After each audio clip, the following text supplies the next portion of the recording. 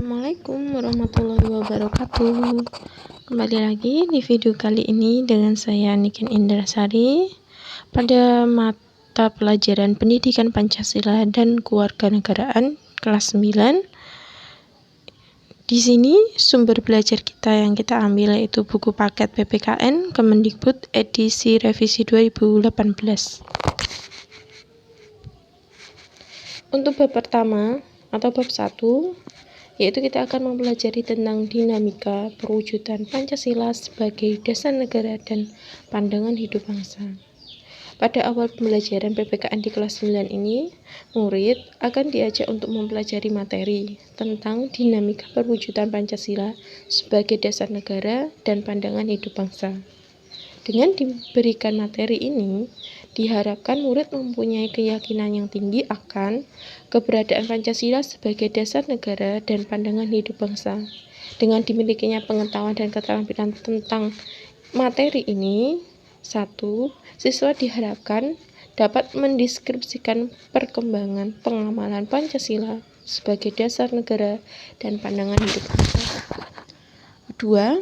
Siswa diharapkan dapat mendeskripsikan dinamika nilai-nilai Pancasila sesuai dengan perkembangan zaman. 3. Siswa diharapkan dapat mengidentifikasi perwujudan nilai-nilai Pancasila sesuai dengan perkembangan zaman dalam kehidupan. Itu adalah yang harus dipelajari pada bab ini. Diharapkan kalian setelah mempelajari bab ini akan dapat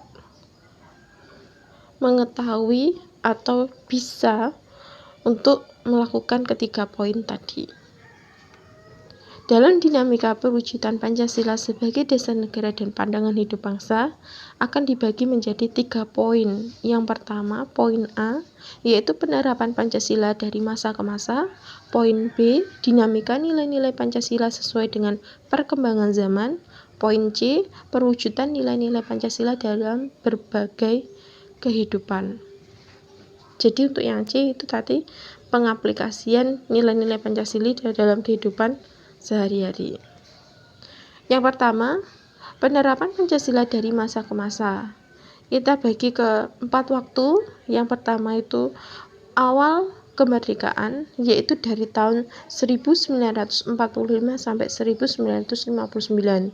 Sedangkan yang kedua, masa Orde Lama itu tahun 1959 sampai 1966.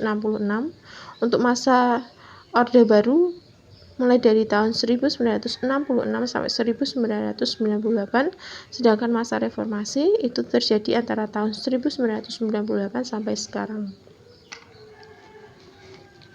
Di masa awal kemerdekaan, pada periode ini penerapan Pancasila sebagai dasar negara dan pandangan hidup menghadapi berbagai masalah.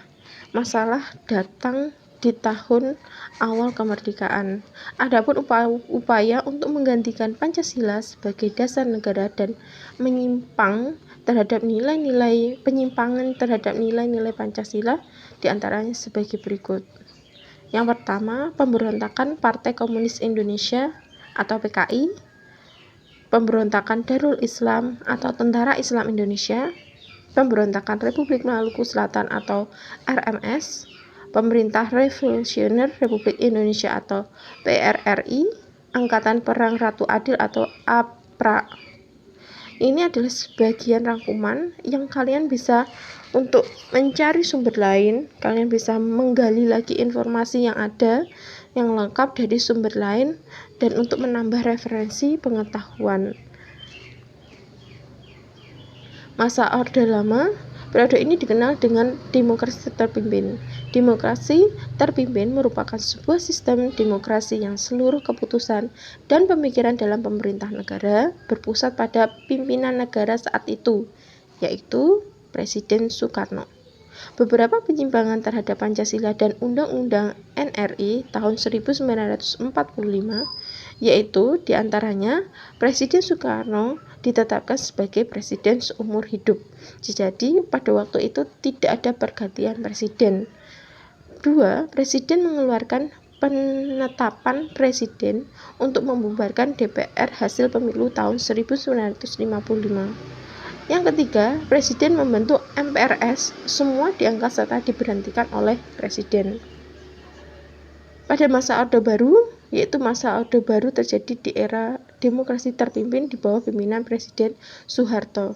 Ini juga banyak sekali penyimpangan-penyimpangan yang ada, tetapi demikian tidak masukkan di sini. Demikian ini kalian untuk mencari lagi, membaca, memahami dan menggali informasi lebih lengkap melalui sumber-sumber yang lain. Masa reformasi sekarang, pada masa reformasi, penerapan Pancasila sebagai dasar negara terus menghadapi berbagai masalah. Namun tidak lagi dengan pemberontakan, melainkan lebih kepada kondisi kehidupan masyarakat yang diwarnai oleh kehidupan serba bebas. Jadi, pada masa reformasi sampai saat ini yang kita hadapi tentang penerapan nilai-nilai Pancasila di dalam lini kehidupan kita itu bukan lagi tentang pemberontakan, peperangan, atau mungkin seperti timbulnya Partai Komunis Indonesia. Itu tidak seperti itu, tetapi yang lebih kita hadapi pada saat ini yaitu warna atau ragam masyarakat yang kehidupannya sudah mulai serba bebas dan tidak mengikuti dari nilai-nilai Pancasila itu sendiri.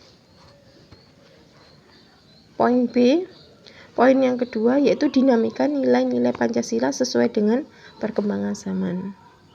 Diterimanya Pancasila sebagai pandangan hidup bangsa dan dasar negara membawa konsekuensi logis bahwa nilai-nilai yang terdapat dalam Pancasila dijadikan landasan pokok. Nilai dasar yang ada di dalam Pancasila yaitu nilai ketuhanan, nilai kemanusiaan, nilai persatuan, nilai kerakyatan, dan nilai keadilan. Nilai dasar Pancasila dapat menyesuaikan diri dengan perkembangan zaman, sehingga dapat diterapkan dalam kehidupan dari masa ke masa. Hal tersebut dikarenakan Pancasila merupakan ideologi yang bersifat terbuka. Untuk poin B ini, kita akan mempelajari apa itu ideologi terbuka. Hakikat ideologi terbuka sebagai ideologi negara Pancasila merupakan gagasan-gagasan atau ide-ide yang dijadikan sebagai pedoman atau arah dalam mencapai cita-cita bangsa.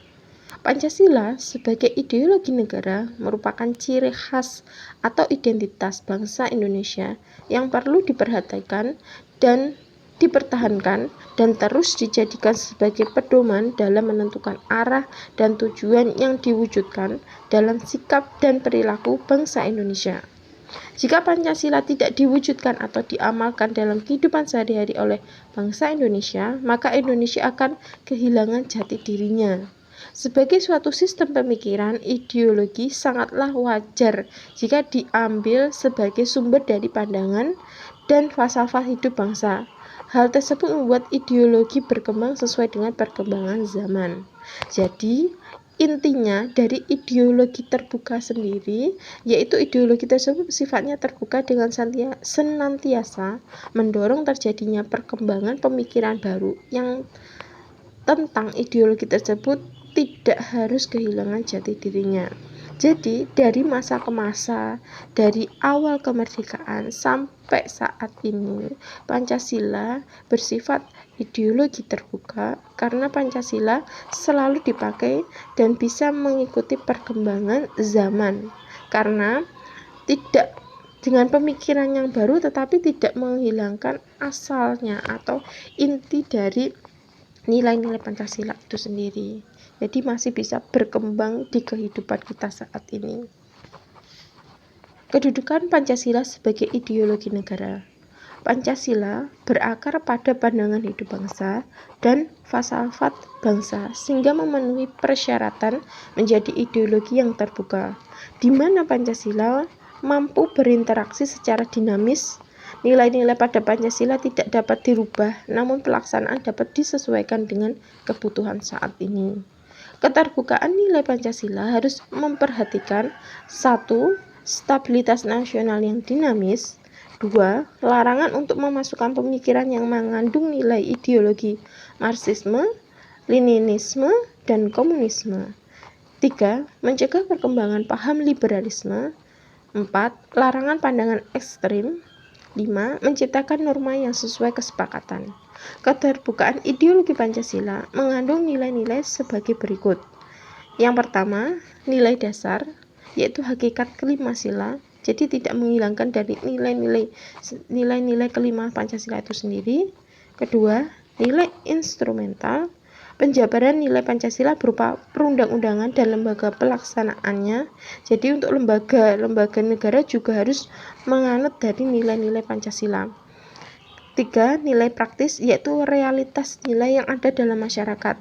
Begitu juga dalam masyarakat, dalam kehidupan kita sehari-hari bermasyarakat, di sekolah, dimanapun, di rumah, itu juga mengandung nilai-nilai Pancasila yang harus kita junjung tinggi. Kedudukan Pancasila sebagai ideologi terbuka, yaitu suatu ideologi selain memiliki aspek yang bersifat ideal berupa cita-cita, pemikiran-pemikiran, serta nilai-nilai yang dianggap baik, juga harus memiliki norma yang jelas. Hal tersebut dikarenakan ideologi ini harus mampu direalisasikan dalam kehidupan nyata. Oleh karena itu, secara struktural, Pancasila memiliki 3 dimensi, diantaranya sebagai berikut. Pertama, dimensi idealisme, yaitu mampu memberikan harapan, optimisme, serta memberikan motivasi pendukung untuk mewujudkan cita-cita. Kedua, dimensi normatif, yaitu nilai-nilai yang terkandung dalam Pancasila perlu dijabarkan dalam suatu sistem norma. Dengan kata lain, agar Pancasila mampu dijabarkan ke dalam langkah-langkah yang bersifat operasional, maka perlu memiliki norma atau aturan hukum yang jelas. 3. Dimensi realitas, yaitu suatu ideologi harus mampu mencerminkan realitas kehidupan yang berkembang di masyarakat.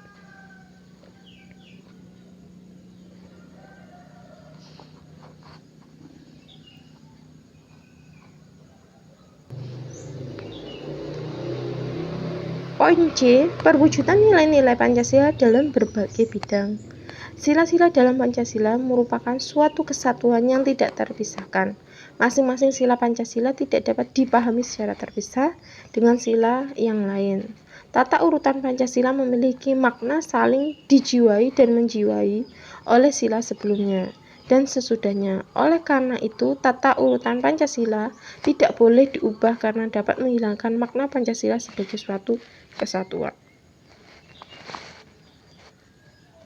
Perwujudan nilai-nilai Pancasila sesuai dengan perkembangan masyarakat dalam berbagai bidang.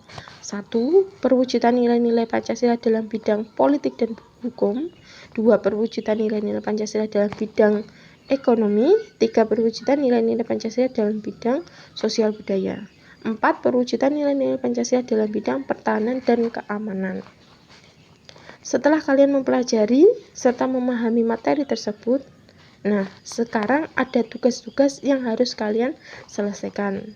Materi tadi merupakan rangkuman yang Bunikan ambil dari buku paket PPKN kelas 9 dari Kementerian sesuai edisi revisi 2018. Nanti di sana Bunikan tidak menjabarkan secara panjang lebar, hanya intinya saja. Selebihnya, untuk informasi lebih lengkap lagi, kalian Bunikan harapkan untuk menggali informasi tersebut di sumber yang lain, sumber yang terpercaya untuk menambah referensi pengetahuan dari kalian. Pada materi tersebut, pada materi ini hanya sebagian besar ya yang masuk. Jadi selebihnya nanti kalian yang mencari. Kalian harus memperbanyak pengetahuan dalam dirimu, dalam diri kalian, terus banyak mungkin membaca, terus isi hal-hal yang kalian lakukan saat ini dengan hal yang positif untuk diri kalian dan orang lain agar berguna untuk dirimu sendiri dan orang lain ke depannya. Ini tugas yang pertama, pilihlah satu contoh peristiwa yang berhubungan dengan penyimpangan terhadap nilai-nilai Pancasila sebagai dasar negara sejak awal kemerdekaan sampai akhir Orde Lama. Jadi tugas yang pertama itu di poin yang A tadi, ada peristiwa awal kemerdekaan sampai Orde Lama, terdapat berbanyak sekali penyimpangan, berbagai penyimpangan dan banyak sekali Bunikan minta kalian untuk menyebutkan satu contoh saja peristiwanya. Kalian buat pertanyaan-pertanyaan dari peristiwa itu, minimal 10 pertanyaan. Setelah itu kalian cari informasi untuk menjawab pertanyaan-pertanyaan yang kalian tanyakan. Terus tulis laporanmu di buku tulis. Hasilnya kamu tulis di buku tulis. Kamu bisa ceritakan, tambahkan cerita sedikit tentang peristiwa yang kamu cari itu peristiwa terkait tentang apa. Kamu bisa membuat rangkumannya sedikit di bawah pertanyaan dan jawaban yang kamu tentukan. Untuk durasi pengumpulan tugas 1 minggu. 1 minggu Bunikan tunggu. Sekian materi hari ini. Wassalamualaikum warahmatullahi wabarakatuh.